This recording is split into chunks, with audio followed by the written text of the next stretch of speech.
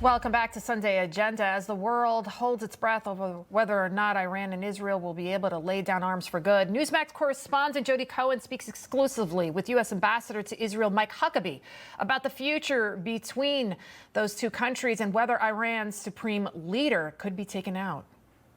Ambassador Huckabee, thank you for speaking with Newsmax. Now, we've just heard the news that one Israeli soldier, who I actually know personally, has been killed in Gaza. President Trump has said that he hopes to see a ceasefire in Gaza in the next week. Does that mean that we are about to see an imminent surrender of Hamas? The president has certainly made it clear that Hamas has no future in Gaza, that they can't govern, and frankly, what the president has put forth is the only common sense reality.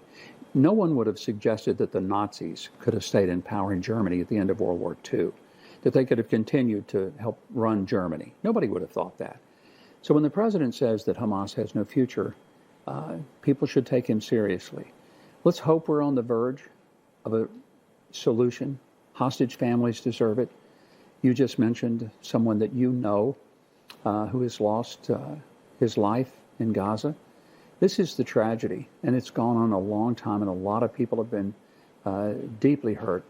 And there's no one in Israel that isn't touched within a degree of the suffering, either from October 7th, hostages, or military people who have lost their lives. And President Trump has also said that he hopes to return to the negotiation table with Iran. Iran so far has denied that they're going to return to talks. What will America do if Iran refuses to return to the negotiating table?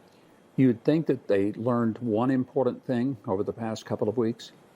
When President Trump says something, he means it. Take him seriously. And I don't think they believe that he would launch a full-scale attack on their nuclear facilities, but he said he would, and he did it. It's a promise made and a promise kept. They should recognize they don't have a capacity, they don't have any way of becoming a nuclear weaponized country. The sooner they understand that, they could have a future. It could even be a decent future. But it can't be one where they're continuing to threaten not just Israel, but the United States with nuclear threats. And does that mean in practice that the next step is if Iran doesn't return to the negotiating table, that Khamenei might be in sight? I would not want to speculate on what the options would be. That would be a decision that the president and only the president would make. But I have great confidence that this is a president who understands what the ultimate goal has to be. He makes very clear what is expected. It's reasonable, but it's straightforward. And the Iranians would be very smart to take him at his word. Ambassador Huckabee, thank you for your time and your insights today. It's my pleasure. Thank you.